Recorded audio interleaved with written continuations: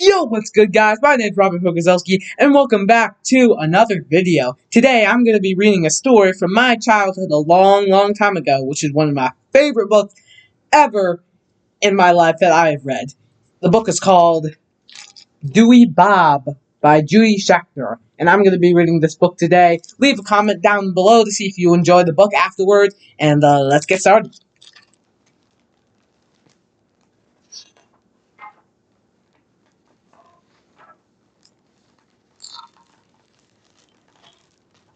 Dewey Bob Crockett was born in the pocket of an old pair of pants.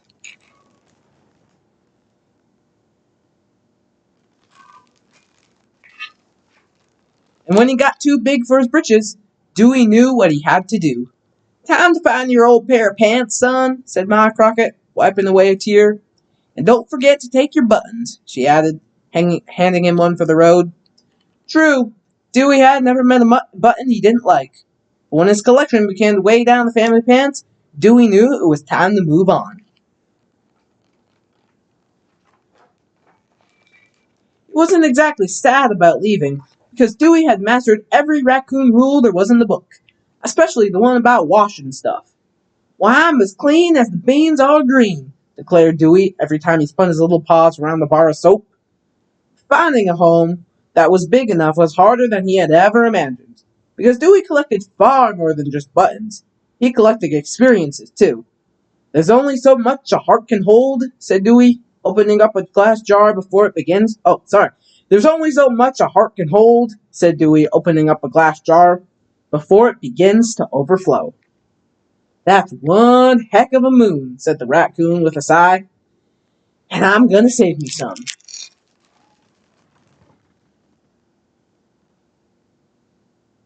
Sorry, the glare on the camera isn't that good. Just so you know, you can go into the website, maybe on the Amazon, and get like a preview. Dewey had just about given up finding a place when over yonder he spied a large pair of pants hanging on a clothesline. For a brief moment, Dewey was tempted to right into the left leg and call it a night. That's when he saw it. "No pants for me, no pants for me, 'cause I'm gonna live in a big oak tree," he sang, looking straight up at his future home. There's his tree, with the city in the background. The place was as empty as a hatched egg, and filthy, too. But a little dirt didn't scare Dewey. "I'm a mean, clean washing machine," said the little raccoon as he scrubbed the place spotless. Then he took a long soak in the tub with some of his favorite buttons. "Perhaps a stripe would be nice." "Sweet mother of marbles," said Dewey, looking around. "This place needs some decorating." So Dewey dried off and went out to do a little shopping. The first stop was a row of trash cans, but they were way too crowded for his liking. "Keep it neat, fellas." "Who do you think we are, Dewey? You?"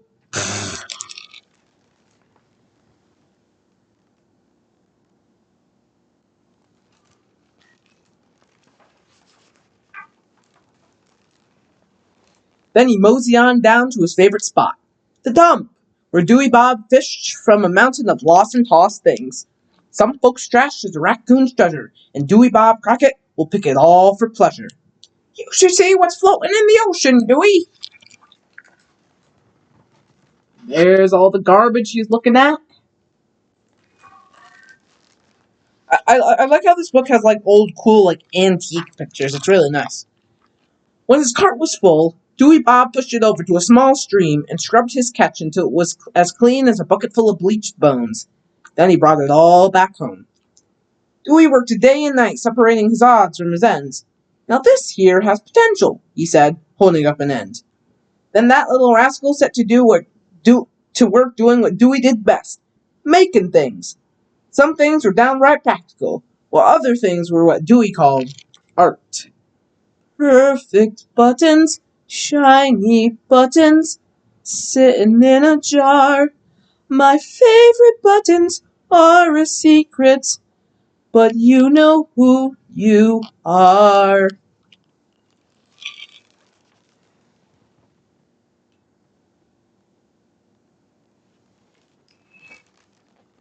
"This is a real humdinger," declared Dewey Bob. Ugh.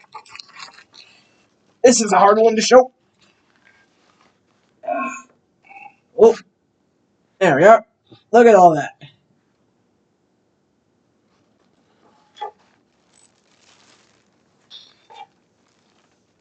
But as he ran his tiny paws up and down and all around his new creation, he began to feel a case of the itchy twitchies creeping up his spine. A sure sign that a spell of collecting was coming. So Dewey grabbed a clean glass jar, stepped outside of his tree, and collected the very first thing he saw. Fireflies! Dewey was partial to sparkly things, but he didn't have the heart to keep them. Tiny things with dark green wings and starlight in your tummies. Don't you miss your glowing homes and your sparkling mummies? Truth was, Dewey had begun to miss Ma Crockett back home in the family pants, and feeling a tad bit lonesome. The little fella did something real unusual for a nocturnal creature. He went to bed. But before Dewey fell asleep, he needed to collect his thoughts. The most important one he tucked under his pillow. I need friends. Very important, very important. The next day, that little rascal was racing down the country road with his old rusty cart, and he was tossing every critter too slow to get out of his way into it. He's nuts! Squeezy, fleezy, and don't ask me why, but collecting new friends is as easy as pie, shouted Dewey as he ran along. Sorry, forgot to show you the page. There's that one.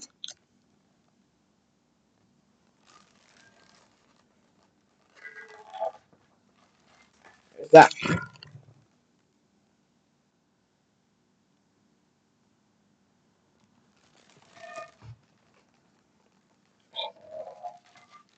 But Dewey soon found out that finding friends was much easier than keeping friends.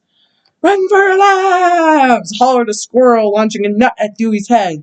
He's got crazy eyes! Bleated an old goat scrambling out of the cart. And he's out in broad daylight, howled a one-eared dog leaping into a bush. Every critter bolted.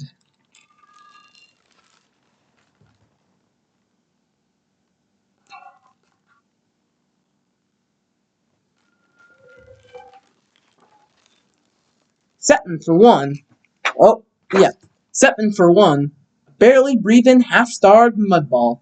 But mudball or not, it seemed that Dewey Bob Crockett had collected his very first friend, and he was proud as a panda wearing new plaid pants. I hope that's just your tummy growling. Collecting things makes me hungry too, declared Dewey as he strolled over to the nearest can. Leftovers, 3 days old, a biscuit and a chicken bone covered in mold. Polly put the kettle on pretty please, add the corn and the taters to the frozen peas. Pork chop? The mudball was not impressed. When even the smell of a moody old pork chop failed to get a rise of the critter, Dewey began to wonder if his new friend was really a critter at all. Maybe you is just an old ball of mud, he said. But then Dewey Bob leaned in and gave the thing a squeeze. Well, if that ain't a sweet puppy's purr. And as soon as the two of them arrived back home, Dewey did what he always did with his collectibles. He gave the mudball a darn good scrubbing. Squeaky clean as a baby string bean, and cute as a cloth-covered button.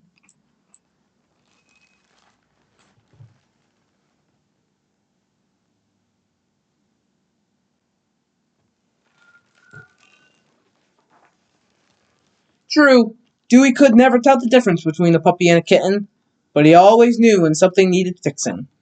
No wonder you didn't run like them other critters, said Dewey, feeling his heart begin to break. You couldn't. Then he tucked his little friend into bed, tighter than a blossom in a buttonhole. That night, as the mudball slept, Dewey snuck into his workshop and took out two of his most prized possessions. Then he got right down to work. It ain't what you own that makes you happy, said the old gray mare to my great-grandpappy.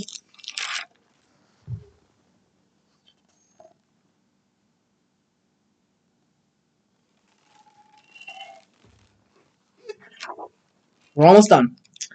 Come sunup, Dewey had made something as practical as it was pretty, out of 2 big buttons and a handful of odds and ends. Mercy, he declared as he ran his paws up and down and all around his new creation, if those wheels ain't as round as the rings on a raccoon's tail." Then he waited for the mudball to wake up. Well, it was no surprise that the little critter took to his wheels like a bear takes to bedroom slippers. "Giddy up, puppy. You was the best thing I ever collected, Mudball." And even though it made Dewey dizzy to watch his little friend roll around the room all day long, he couldn't remember a time when he felt happier.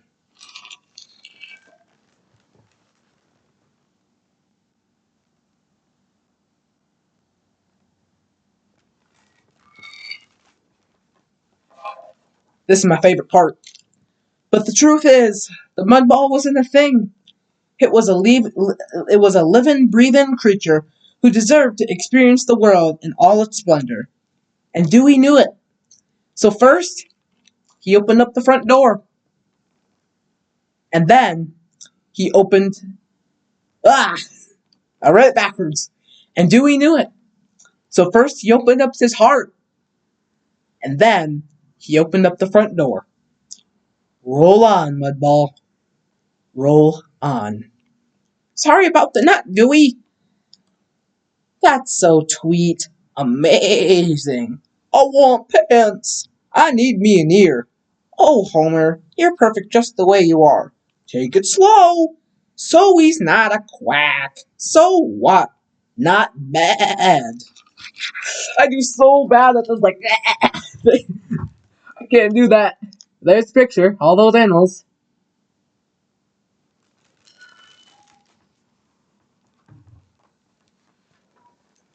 And roll he did, right back into the arms of his very best friend. Get me a jar, Mudball. I need to collect me some of this. And that is the end of Dewey Bob. Give me a comment down below if you like the book. Give me a thumbs up and a like.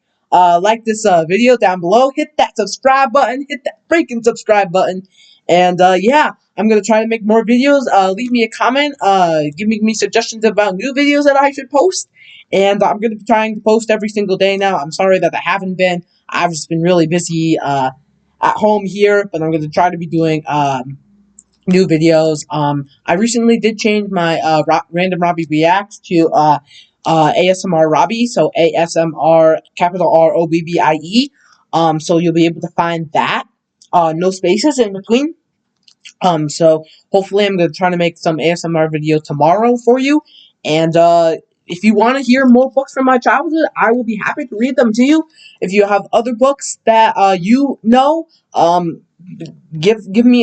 them to me in the comment, and I'll try to find them and try to read them, or I can get them out from the library or something. So yeah, if you want a book read, comment down below. By the way, what I like about this book, because it also has